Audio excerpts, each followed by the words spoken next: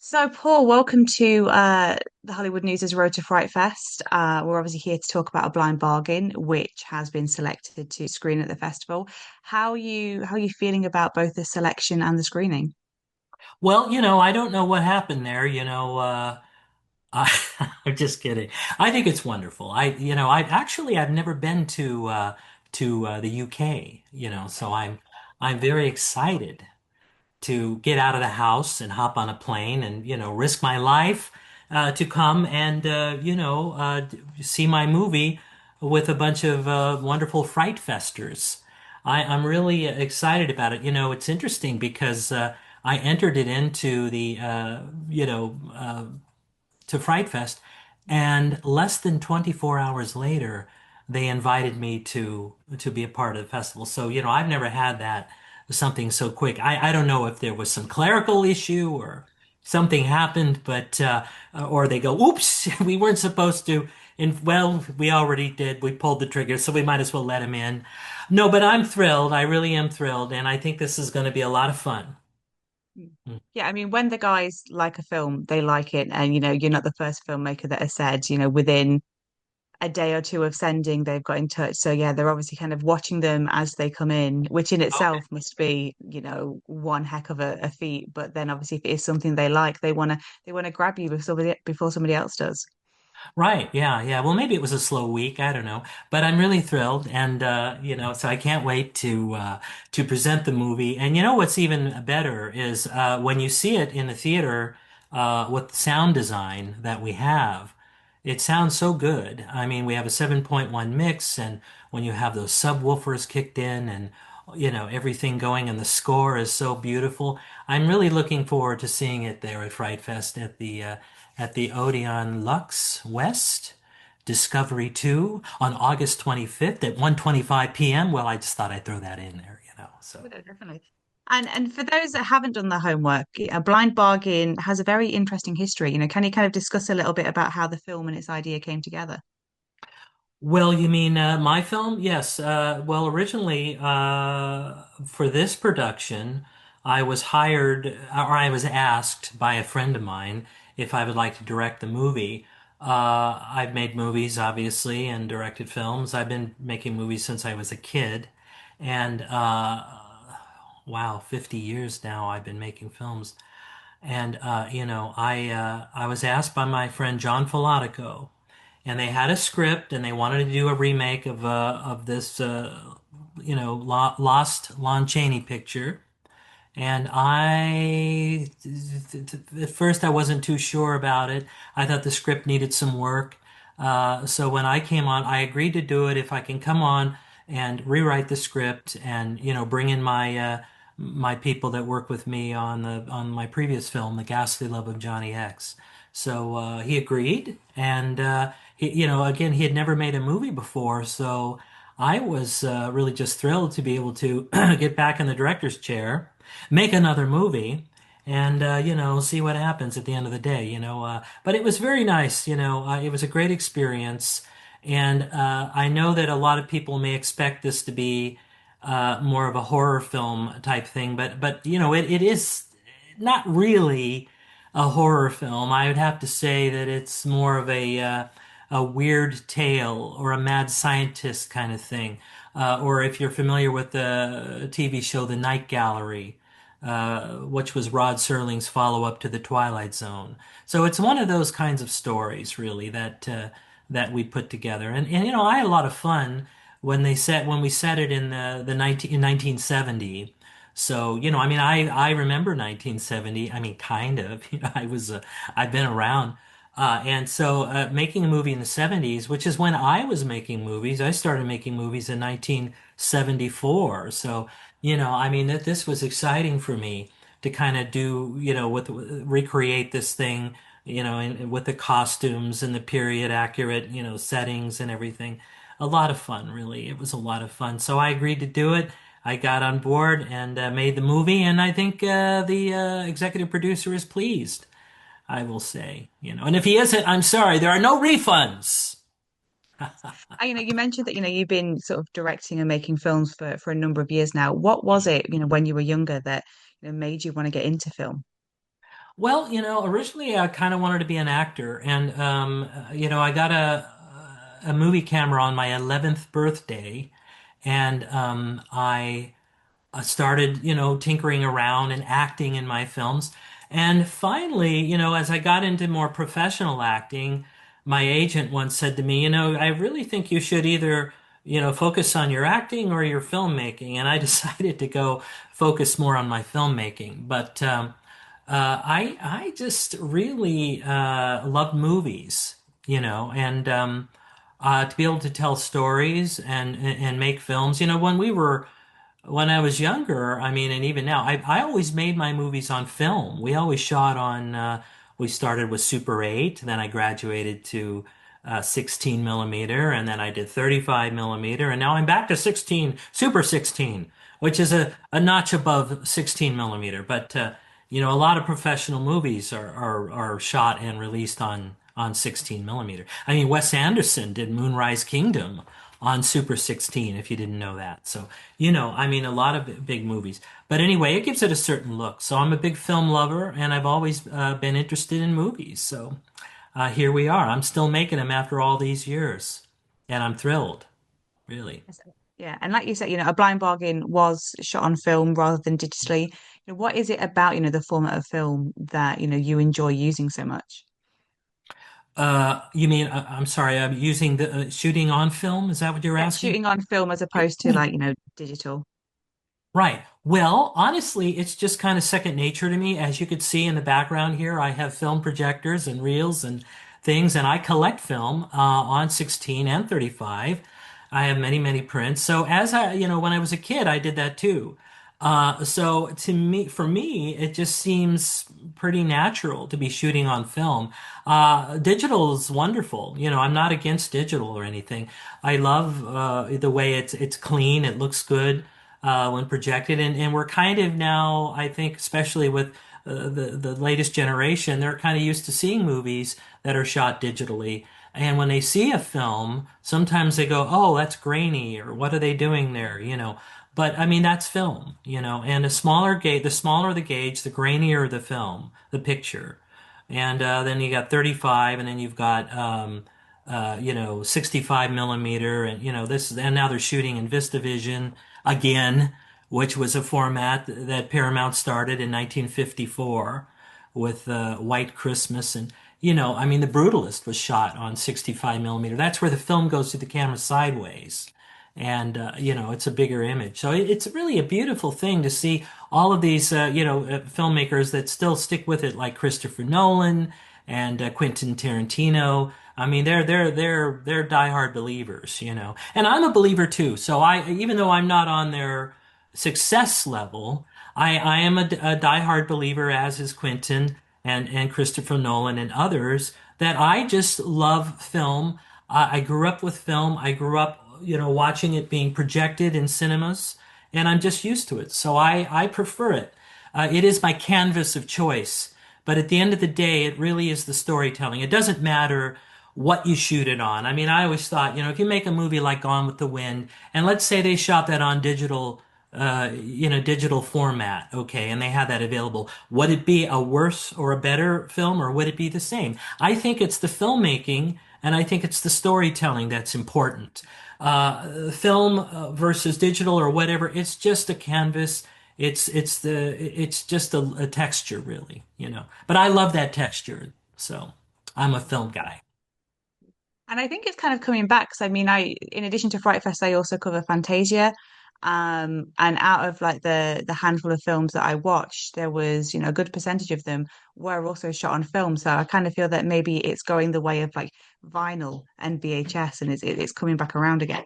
Yes, I think especially for younger filmmakers, the vinyl analogy is a good one because it seems more novelistic to them. It's like, oh, we could shoot on film. This is, I mean, I think it's a beautiful thing, really. I have nothing more to say other than I love film and the way it looks, and I think shooting on film these days is a special thing. And I made a movie in 2012 called The Ghastly Love of Johnny X, which was shot on, at that time, the stories were more like, oh, everything's converting to digital, film is going away completely. And, so I bought the last of Kodak's black and white plus X film stock. And I shot that movie, completely on that format and film stock. And so it got a little press because it was the last movie shot in black and white. But now, they don't manufacture that particular stock anymore, Kodak. They do make a black and white stock, but not the one that I used, which was a very fine grain stock. So again, that was just a fluke thing. I didn't set out to make the last movie shot on plus X film stock. It just kind of happened. But now, since those days, I think gradually it's kind of come back. Like you said, there's a revival. I think filmmakers are enchanted by it. The romance for me, I think the romance would be dead if I couldn't shoot on film. But that's me because I've been doing it for a long time. But for a young person, it must be awfully exciting for a young filmmaker to have a physical, thing they hold in their hands. And, it's just the, illusion of 24 frames per second. It's not even moving. It's just a bunch of snapshots on a piece of celluloid, just, one after another in succession. I mean, it's an amazing illusion. It's a magic trick, really.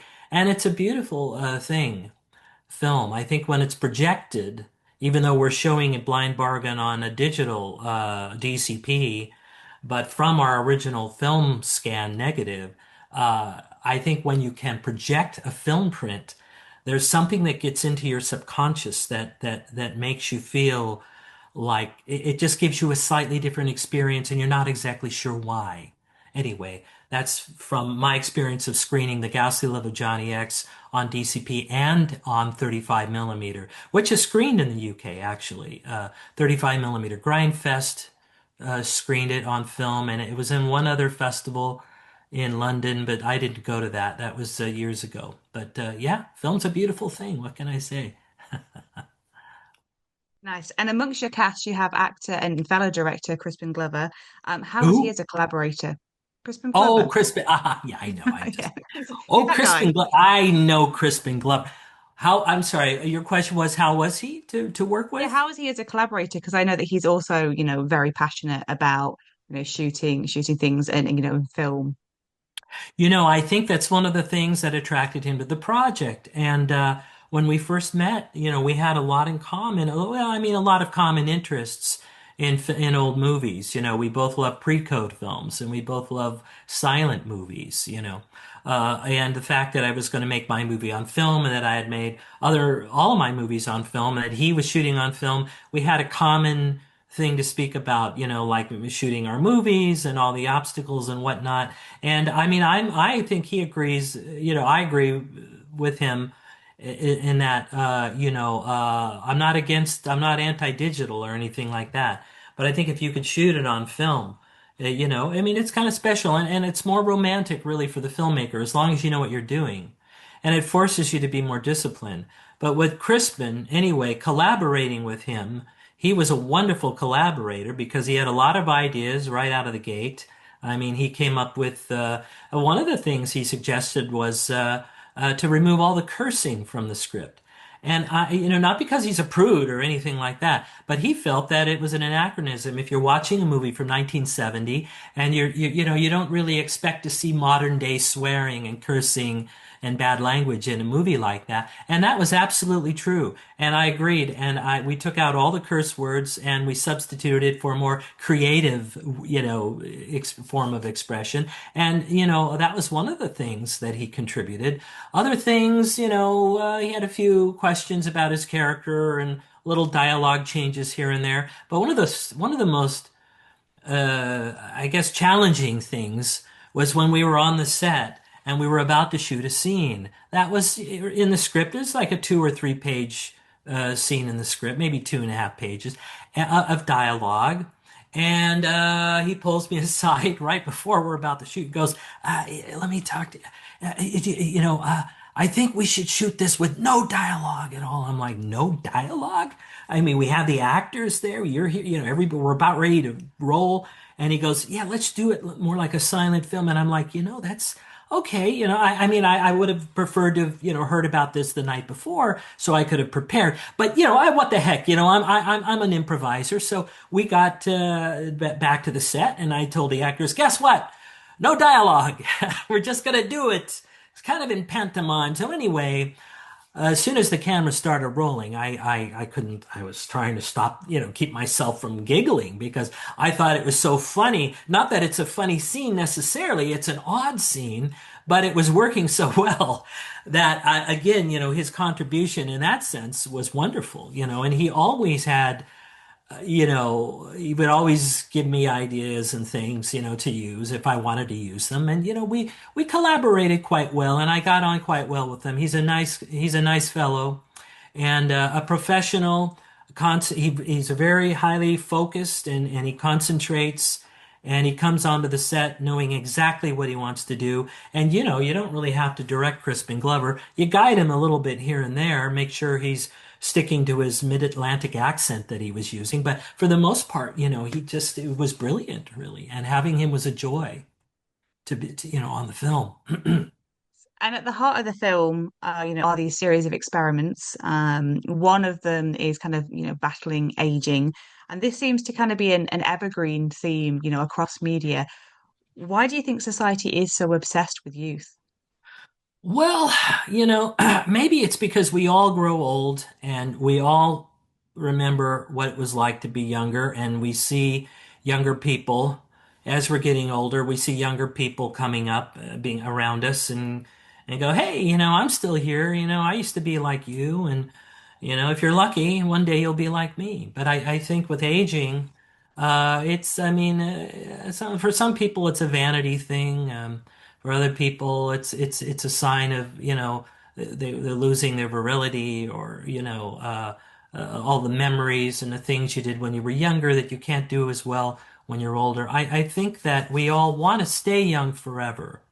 I think that's the thing. And wouldn't it be nice if we can all be 26 years old forever and go through this life with all of our, wits about us and, you know, uh, it's just one of those things. But I think also, what gives life its meaning is the fact that it doesn't last forever. We do get older. Now, I've always, respected elderly people. I've always when I was a kid, I always looked up to them and I befriended, usually older people, because I was curious about their stories, their life and everything. Because, everyone has a story to tell. They go through this life, whether good or bad, or what they accomplish. They do good things, they do not so good things. I think we all have a story to tell. And we all have a life that everybody's life could be a movie, But it'd be nice to be young again. But I enjoy where I'm at right now. I'm just going to turn 27 next. No, wait, 20. I got the numbers. Well, I'm up there. Anyhow, so yes, I'm really enjoying where I'm at, and I wouldn't really want to be younger again unless I could be younger in the past, in my time. I don't need to be younger now. I'd rather be younger when I was younger, back in the '70s. That was for me a good time. But anyway, that I hope that somewhat answers your question regarding age and everything. Yep. And I guess my final question, obviously Fright Festers at the moment are trying to, pick out, what they're going to watch on their schedule. Why do you hope that they take a chance on a blind bargain? Well, because they get to meet me and I'll be there. And we're also going to show a movie. That's kind of like a bonus. I think what you're going to get with a blind bargain, it's a little bit outside of the box. We are in Discovery 2, so we're not in the main cinema there, but, we're very passionate with this project.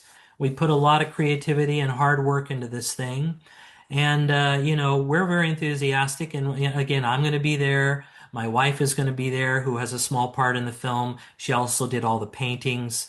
So, we'd love to meet everyone and present our movie, our vision. And again, it's a little different. It's not for those expecting it to be anything horror, gore, or anything. Sorry, it's not going to be one of those. But I mean, it's still weird, and it's Crispin Glover. I made sure I told myself I don't want to be the guy that makes the worst Crispin Glover movie. I want to be a guy that makes a really good Crispin Glover movie, and I think I succeeded. So if you're a fan of Crispin's, he gives a great performance in this thing. And there's a lot of film history here, being a reimagining of a lost 1922 Lon Chaney film. There's lots of interesting things. So it's a bit of a curio. It's a little different. It's quirky. It's fun and it makes you think. So, that's why I think you should come out and see a Blind Bargain, in addition to meeting me, of course, which is the main reason why you should come and see the picture. But, I mean, I'll be there and we're going to give out buttons. You see this little button here? We're going to give out buttons. We've got postcards. We've got little programs that we're going to give out. So, it's going to be kind of special. And I look forward to seeing you all there on August 25th. At the Discovery 2 at 1:25 p.m. Forget those other films. You don't need you want to come. You want to come see our film. Okay, because Kat, you've seen the film, right, Kat? Yeah, and also it comes with the Alan Jones seal of approval as well, because I was talking to him the other day and he, out of all the films, The Blind Bargain's one of the ones that he mentioned. Wonderful. Wow, I'm very thrilled about this. So, I look forward to it. And will you be attending Fright Fest yourself, or? Yeah, yeah, I'll be there for the whole festival. So Well, wonderful. Well, stop by and say hello, even though you've already seen the film. Stop by and say hi, and we'll give you a button. nice. Well, best of luck with the screening. Thank you so much, and thank you for having me on your show.